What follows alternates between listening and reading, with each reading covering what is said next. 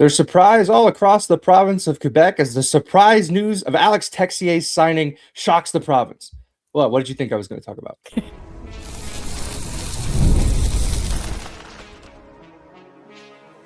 You are Locked On Canadiens, your daily podcast on the Montreal Canadiens. Part of the Locked On Podcast Network, your team every day. Oh, well, hello there, everyone. Welcome to another episode of Locked On Canadiens. Thank you for making us your first listen of the day and for subscribing wherever you get your podcast. Doing that supports us here on the show and ensures you do not miss an episode of Locked On Canadiens, part of the Locked On Podcast Network. Now the number one sports podcast network. We are your team every day. My name is Ian Boisvert, also known as @MaybeIt'sIan, and I'm joined by Laura Saba, also known as the Actor Steak. Laura, I want to give people a peek behind the curtain. We finished our show after the Washington game on Tuesday, and you were like, what are we going to talk about? And I said, Kent Hughes is going to make a trade, and he's going to do us a solid. He didn't make a trade, but he did something significant, right? So he has us bugged. We're chipped. He's listening to the show, even when we're not recording. So it's kind of nice to know that he's got our back. Laura, how you feeling? Honestly, it was a bit of a surprise. I have to be honest with you. I did not think we were getting an extension so soon. I think the Canadiens have made it clear they like Texier. I think Texier has made it very clear he likes Montreal. I just was not. I thought this would be something that you saw in the off season, maybe. Yeah. So look, we're gonna spend some time on this extension. We've got a rare off day for the Montreal Canadiens, so we're gonna use. If you have time, use it. We're gonna use it to talk about his fit currently on the team, and for the 2 years following this one, what his fit is, and potentially who he might be leaving out, at least in the immediate sense. And then, while we're talking about transactions, there's a lot of names, big names floating around in the rumor sphere. So we'll do a rapid fire rumor roundup to cover off on some of those guys and whether or not the Canadiens could be a fit. All right, let's get right into it. First of all, I thought it was interesting that this was leaked, or not leaked, but announced by Texier's agent, who announced a 2-year, $2.5 million extension for Alex Texier in Montreal. So it's $2.5 million per year. One thing I find interesting about this, Laura, do you know how many forwards the Canadiens have under contract 2 years from now? 72. 5. Oh, wow. They have 5 forwards under contract 2 years from now. So it will be Nick Suzuki, Cole Caufield, Uri Slafkovsky, Jake Evans, and Alex Texier, just as we all imagined. Predicted. I found that to be rather interesting. And I know a lot of people immediately went to, they have too many forwards. They have too many forwards right now. Yeah. That's not going to, as you can go to their Puckpedia page and you can look at what contracts they have. It's not always going to be the case, but let's talk about who's getting kicked out of here later. Yes. What is it about Alex Texier's game that has ingrained himself within the Montreal Canadiens to a point where they go, we don't want to play without this guy? It's the versatility. It's the toolkit he has, right? I think, we throw around the phrase jack of all trades, master of none. I think he's a little bit like that. You know what I mean? Like, he can do a little bit of this, a little bit of that, a little bit of defense, a little bit of finishing a play that comes off of Nick Suzuki's stick or whatever. But he's not amazing at any of them. And so he is neglected as a potential solution, right? Yeah. I think they also like that he's very cheap. Like, this is an incredibly cheap contract, especially as the salary cap goes up.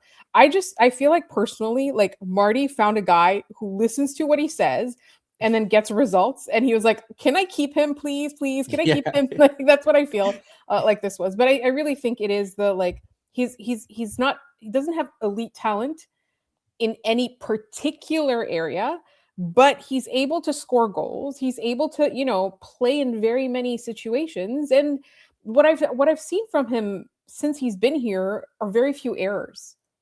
Yeah, I agree. I like that you mentioned the jack of all trades as a master of none, because it's also not the end of that saying.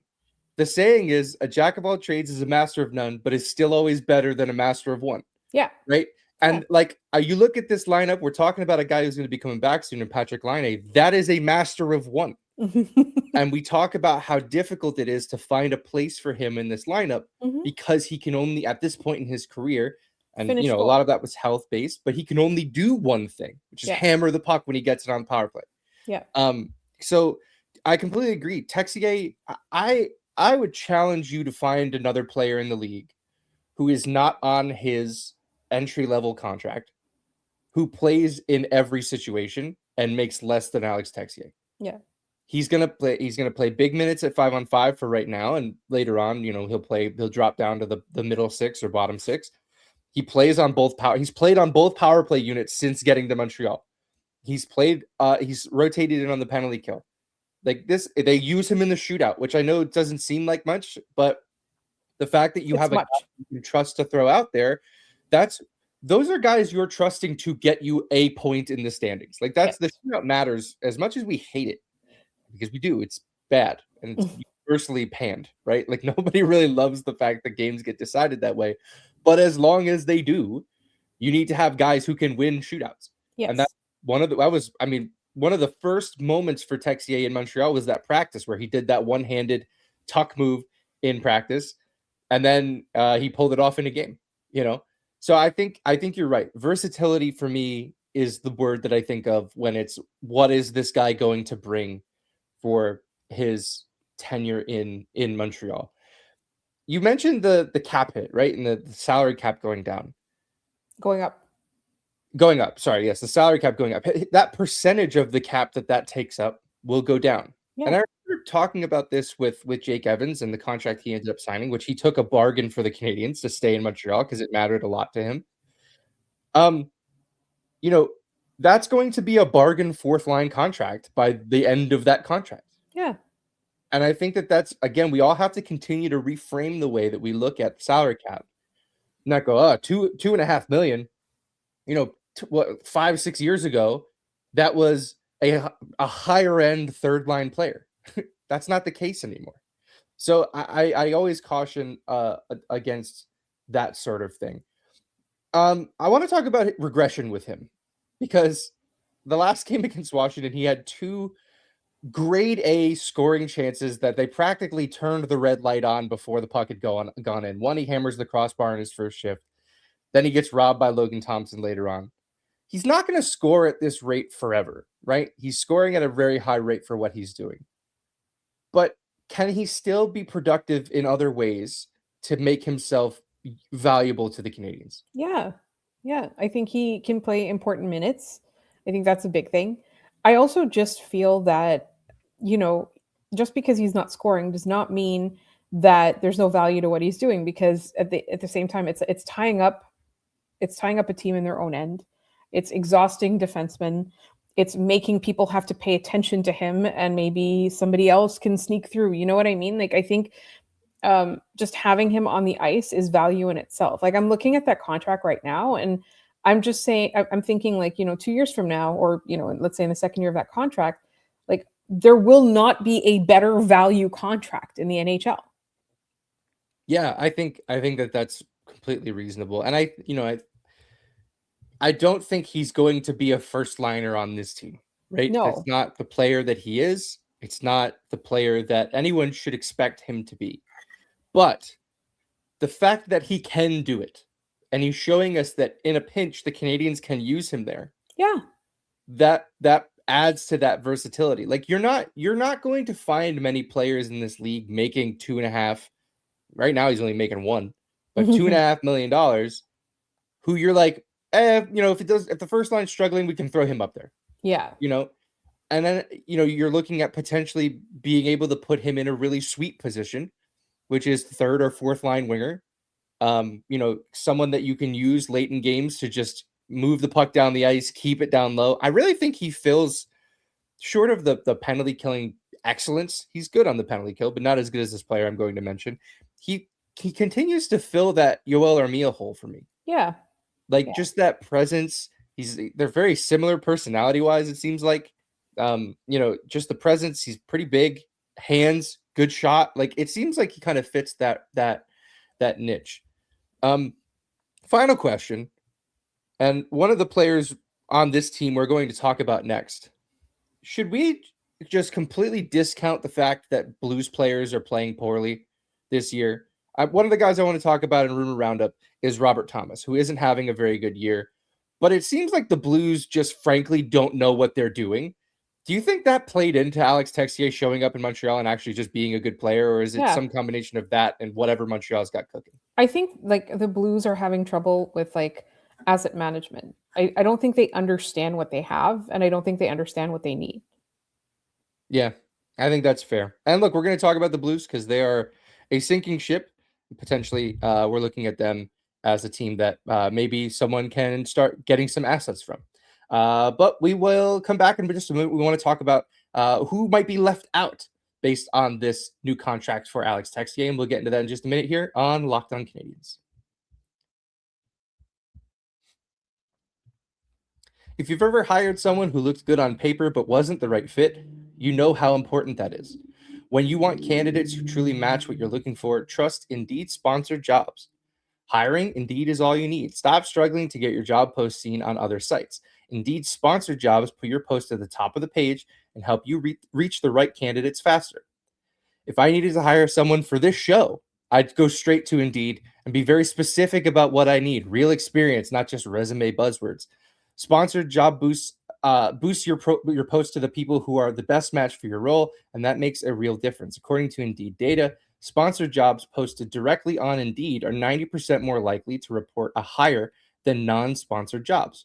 Spend more time interviewing candidates who check all your boxes with less stress, less time, and more results using Indeed sponsored jobs. Listeners of this show will get a $75 sponsored job credit to help give your job the premium placement it deserves at Indeed.com/lockedon.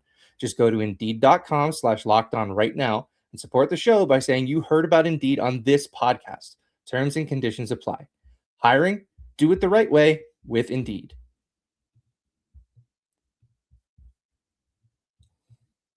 All right, welcome back. Thank you for making Locked On Canadiens your first listen of the day, and thank you for making Locked On the #1 sports podcast network. If you haven't already, go check out our Everydayer Club. You'll get access to the ad-free audio feed for Locked On Canadiens, compatible with Apple Podcasts, Spotify, and every other major podcast app. And you'll get an invite to the members-only Locked On Everydayer Club Discord server, which includes a group chat for just listeners of this show. I'll be on there, so come hang out. Go to lockedoncanadiens.supercast.com or check the link in the show notes to learn more. So, Laura, I mentioned earlier that the Canadiens currently only have, for the year 27-28, they only have 5 players under contract. Alex Texier is now the 5th player they will have under contract for that year. So long term, Crazy. It is crazy because you look at it, a lot of those guys are restricted free agents, right? Like Demidov will be a restricted free agent, so you can pencil him in for being there. Doc, Newhook, they might be on the way out. Like there are situations coming up that the Canadiens might be able to fill a lot of those spots in the immediate sense, but otherwise, this team is very much still not built for 2 years from now. So with that, I don't think this Texier move is putting any of those guys in danger of losing their spots. However, let's take a look at their forwards and see. We'll go down the list of guys who might not have a spot on this team before the end of this year, based on the fact that the Canadiens have made an investment and shown a commitment to having Alex Texier in the lineup. So I'm just going to go down the Canadiens roster forwards. Some of these are going to seem silly. We'll start with Patrik Laine, which I actually don't think is a silly place to start. I think the Canadiens are anxious to get him back. I don't think he's being booted for Alex Texier because they bring such different things. I don't know. Where are you at on that? Sorry, I was on mute and I realized it. I think the Canadiens want him back for this season. I don't think we see him again after that, though. Yeah, I think the bridge for that is I don't think that's happening. I don't think that Laine is going to come back to the Canadiens. I just don't think that they have. I think, grand scheme of things, they have bigger and better plans for their top 6 than what Patrik Laine can bring currently. These 2 are quick. 3 are quick. Nick Suzuki, Cole Caufield, Juraj Slafkovsky. Any of them in danger? None of them are hearing Alex Texier's footsteps. No. I agree with you on those guys. Let's go. This one I think is kind of relevant. Brendan Gallagher, 2 years left, $6.5 million per year. A modified no trade clause and a no movement clause at the same time. I don't really know how that works, but oh well. Is Brendan Gallagher's roster spot or lineup spot, I should say, in jeopardy because of a guy like Texier? I'm going to say no. I know there's people all over this community saying that he should be sat. They're not going to do it. The Montreal Canadiens are not sitting Brendan Gallagher. It's not happening. No, especially not because I think if he plays every game this year, he will hit 1,000 games. Yeah. I think that matters to the player. And because it matters to the player, it matters to the franchise. Mm-hmm. I think it's important that happens. I'm Yeah. really pulling for him and hoping that he does it. Next year, though, he's entering the last year of that deal. Is that something the Canadiens would entertain? To sit him or move him? To move him, to find a different place for him. Like, I have a hard time thinking they'd be able to pull it off. Yeah, with that cap hit, no. No. I do think, like, one thing I will say is that with Brendan Gallagher, like, I think that he would be content to finish out next year as a Hab and just retire that way. Right? I know he's not very old. And that's the other thing too, is that he's quite young. I want to say he's like 33. He is 33. Yeah. His body is 39, but he's 33, right? Yeah. I don't think he wants to hang up. And I think maybe the modified, like the no move clause and the modified no trade, maybe the no move just means you can't send him down. Yeah, you probably can't waive him. Yeah, you can't waive him. And so I see that, like, they'll probably have him on in a diminished role this, like, for the rest of the season and for next season. I don't see the Canadiens getting rid of Brendan Gallagher, and I don't see them scratching him. Yeah, I agree. All right. Phil Deneau, that's a quick one. He plays center. I don't think he's booting Phil Deneau from and he's role. Also, like, he's playing a really important role right now for this team. Absolutely. Like, that's a different player either coming up from Laval or making it back onto the roster where you have the conversation about Philippe Deneau. Yeah. Josh Anderson, I think a similar conversation to that of Brendan Gallagher, but definitely not. He doesn't have the legacy that Gallagher comes with. Mm-hmm. But I think, you look at what Josh Anderson is bringing. It's, penalty kill. It's depth scoring. It's he's got 10 goals. Like, he's on pace for a 20-goal season. It's pretty exciting for him. I don't think he replaces him this year because I think the Canadiens want Josh Anderson in their lineup this year. But next year, I'm kind of in a position where maybe you're able to move Josh Anderson and you can to New Jersey. And you can maybe that's a place where they go, okay, Zach Bolduc, that's your job now. Yeah. And then you're getting that at a cheaper price. We'll see what cheaper and younger. Better, younger, less banged up like Josh Anderson is. But also less large. Yeah. The three guys that are currently injured, Doc, Newhook, and Evans. I can't see Texier pushing any of those guys out anytime soon. No. Yeah. Ivan Demidov. That's a no for me. Oliver Kapanen. It's also a no for me. Joe Veleno. So this will be interesting because I think when Evans comes back, there's kind of not a need for Veleno at center. Yeah. So he becomes a wing, and a wing who can win faceoffs, but a wing. Yeah. Like, is Texier I think we've reached one of the guys that is firmly being pushed out of the lineup. If Texier comes back. When they're healthy and when Evans comes back. Yes. Yeah. That's what I meant. Jake Evans. I think that's true. Zach Sorry for erasing Jake Evans. That's okay. I'm sure he wouldn't even mind. Zach Bolduc, I don't think that's happening. No. And then the last two, Owen Beck and Sammy Blais. I think those guys are very much on the outside of that. Yeah. They can. And I think. Okay. Go ahead. So for sure, Owen Beck can go back to Laval. I don't know what the Sammy Blais thing is. Like, is it like the 30 days or is it like the waivers again? Yeah, I believe it's, and I'm trying to think of when they reclaimed him. So it's like 30 days after that. Yeah, it would be 30 days after.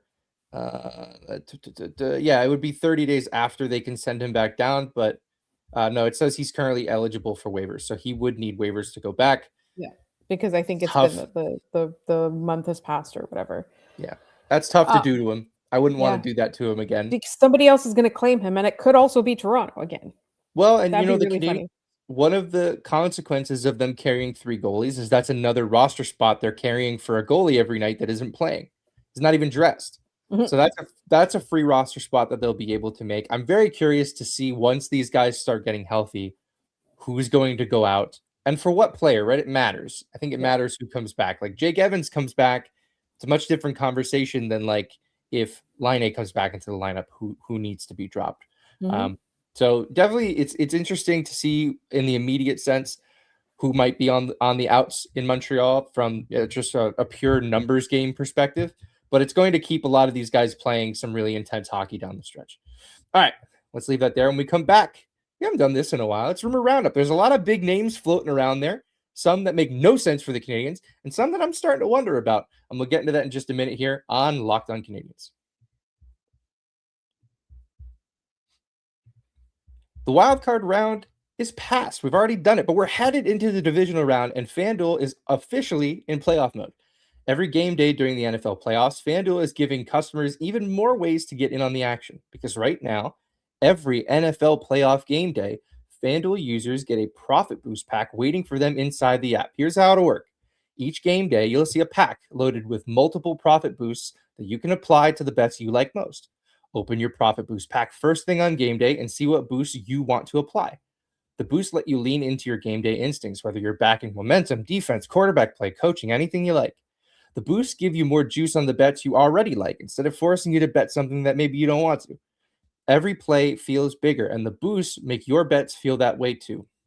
You make your picks, then you apply your profit boosts and go after even bigger payouts while the playoffs get rolling. So visit FanDuel, an official sportsbook partner of the NFL, and grab your profit boost pack every NFL playoff game day. All right. Welcome back. I have it's been so long. I almost forgot to put the hat on. We're going to do a Rumour Roundup. It's going to be a little loose. These are just names that I've heard floating around from various insiders. And we'll talk about whether or not it makes sense for the Canadiens to go after this one. Let's start with the first one on my list here, because I genuinely can't understand what this team is trying to do here. Dougie Hamilton in New Jersey. Yeah. I don't get it. I don't understand why they're shopping him. So they have to be shopping him because they just scratched him not too long ago. The agent and the GM are beefing in the media. It's over. It's kind of sad that they ended up bringing him back into the lineup after scratching him. So it's kind of like dead man walking vibes for Dougie Hamilton. Outright, there's no connection between him and Montreal, nor should there be. It doesn't make any sense to bring him into They don't need him. You know what name I did think of? I thought Toronto would be all over this. Yes. And I thought that maybe they would get Morgan Riley to waive his no trade clause to go back to play with Sheldon Keefe. That was my immediate thought was, to reunite those two. And Toronto would be righting a cosmic wrong because I believe the pick used on Dougie Hamilton was part of the Phil Kessel trade. Oh, that would be so funny. It would be cosmically beautiful. That's part of the reason why I wanted to do this segment was just to flesh out that plan. That will never happen because this league is boring. Yes. Nothing fun ever happens. But I did think that this was worth doing. Dougie Hamilton's not a Montreal Canadian, right? Yeah. No, Toronto's a great place for him. Like, I feel like 2 years ago, I would have been like, yes, I really want that guy, right? But not now. And I think it's really our friends at Locked On Devils, the other day they posted an episode and it was just the Hindenburg. So it's crazy what's happening. Like they tried to get Quinn Hughes and they didn't, and they just went, we'll just light ourselves on fire then. I think that's the end. It was a really weird situation there. Yeehaw's on this whole Dougie Hamilton rumorscape. Like, are you interested in this at all? No, even the beefing, like even that's not even fun. That's not even entertaining. So no. I love seeing the GMs and the agents beef in the media because I know that Kent Hughes would almost certainly never do that. No. Like I kind of enjoy watching that. Let's go to a team we talked about earlier in St. Louis, Robert Thomas. Apparently, and this is the language of the insider, which I cannot stand. It's part of the reason why I think most of this is not a real job. They float around the name of Robert Thomas generating interest around the league, and then they go, but the Blues aren't shopping him. They're just listening. I'm like, so which is it? Are people interested in calling? Stop. Like, if the Blues are shopping him, which it seems like, let's just be honest, like it seems like they are.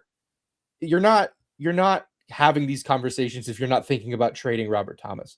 That's the Blues texting the insiders, being like, Robert Thomas is available, but we don't want to hurt his feelings. Do your thing. Yeah, and the market on him isn't good enough. No. And nobody's biting yet. I need you guys to put this out there. This is a guy who I think we talked about as a potential 2C or not 2C option. Mm-hmm. I have shifted quite a bit on this because I am not sold on the idea that the Canadiens need a second line center right this very second. I think Kapanen has played an admirable way, and he's going to develop a lot in this role.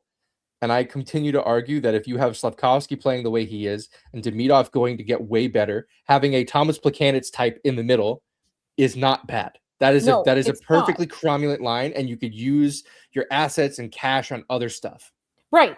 And you don't have to use up assets now on a center that you're about, right? If somebody comes along, then you move Kapanen down to the third line, you get a luxury third line center.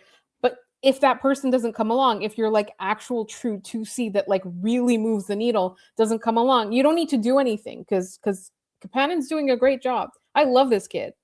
Yeah, I think he plays such a pro veteran game that you forget he's 21 years old. Yep. Like you don't remember like, oh, this is a dude who's playing in his first full season. Like last year, he played so much hockey, Kapanen. I keep mentioning that because I think it's important to understanding the development of that player. Robert Thomas, are you interested in this player? Not really. He's under contract until 2031, $8.125 million per year. Full no move clause, so he would need to want to come to Montreal. He's a good player. I just don't care that much, right? Like, I'm not excited about it. I'm excited about the player and not the cost it would take to get him, because I think the Blues are going to embark on they're going to try to turn around a quick rebuild, just like a lot of these teams are doing now. And the cost and the cost to get him is going to be astronomical, and for that reason, I am out. I will give that zero.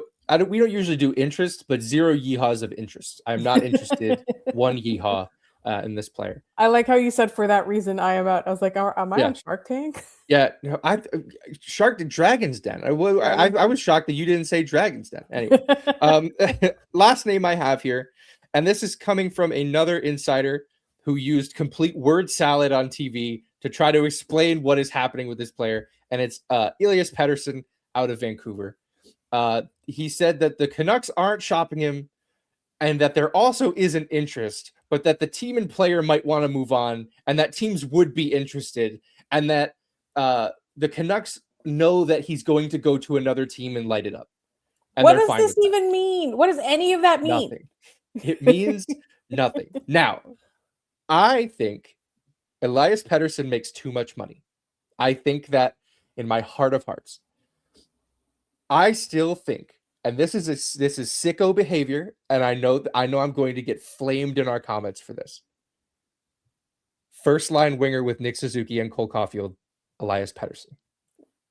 Hey, I kind of love it for a lot of different reasons. It will never happen because they will never be able to make the money work on that. But I love it. Also, like the thing with Elias Pettersson is that the best place for him is Vancouver. It's really like the vibes are so toxic, but that's really the best place for him. Why do you say that? Because I think because the vibes are toxic, he needs to get out of it. Yes. Yeah, absolutely. And like I really I think that there's something so rotten about that organization. But I'm trying to think of like where else he fits. He could fit in a lot of places. It's just, to me, like it feels like the Vancouver Canucks need to get it together because that's the kind of player they're squandering. Yeah, he screams Carolina Hurricane to me. I don't need any more good players going to the Carolina Hurricanes. I know. That's not something I want in my life. I feel like that's a guy that they will be very interested in because they're always looking for top end forward talent, right? It's they don't have enough of it. Yeah. Especially with Seth Jarvis going down, who knows when he's coming back.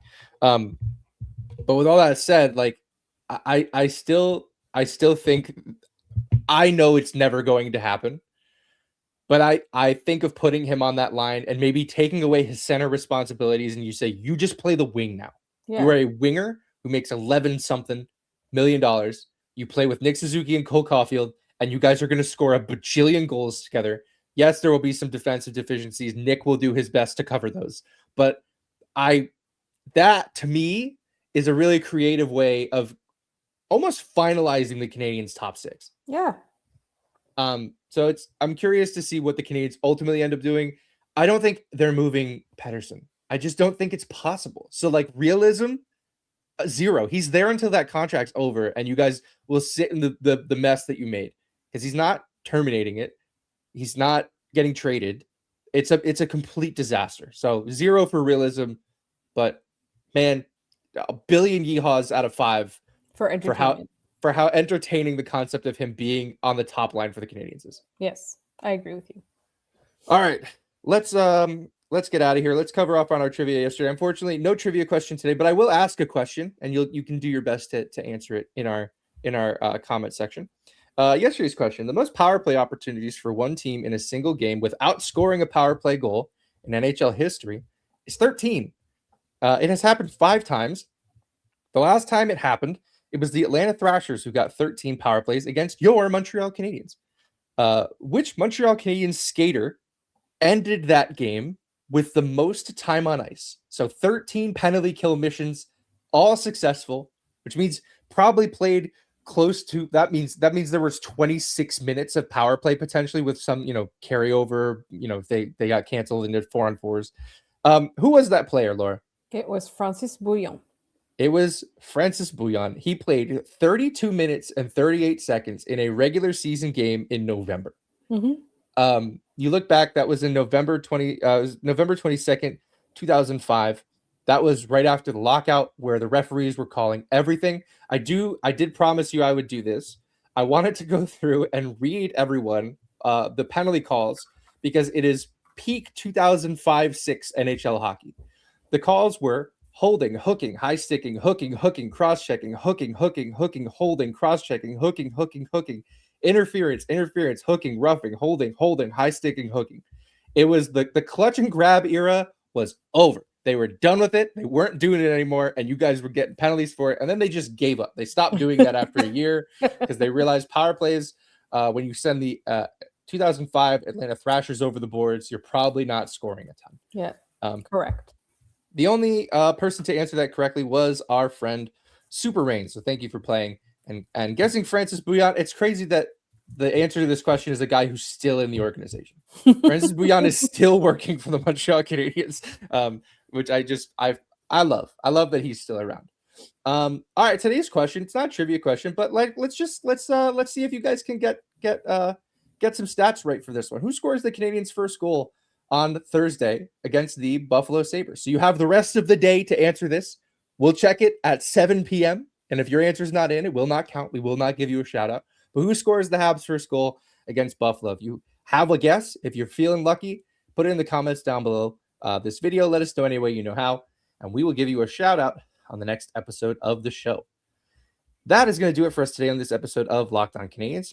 Thank you for listening and making us the #1 sports podcast network.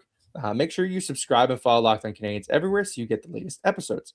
If you never miss an episode, the Everydayer Club is built for you. Get Locked On Canadiens ad-free, plus members-only Discord access, and more. Head to lockedoncanadiens.supercast.com to join the club. For those of you on video, we send you to the first ever 24/7 National Locked On Podcast Network YouTube channel. On audio, make sure your second listen is NHL Game Night on Locked On NHL. Hey, we're doing a mailbag episode tomorrow after the game, so send in your questions. LockedOnCanadiens@gmail.com is probably the best way to do that. Locked On Canadiens on most social platforms, Blue Sky, Instagram, and TikTok primarily. We're also doing a bonus episode this weekend. Laura is very excited about it. I'm very excited about it. We're doing our heated rivalry bonus episode. That'll drop over the weekend, so it'll be right in your feed. You don't have to go anywhere. Just come join us. It'll be a lot of fun. We really had a lot of fun watching the show, and I know Laura is practically jumping out of her skin to talk about this on camera. So very excited to be able to do that. You can find me at Maybe It's Ian. You can find Laura at The Active Stick. Thank you for tuning in, everybody. We will see you tomorrow.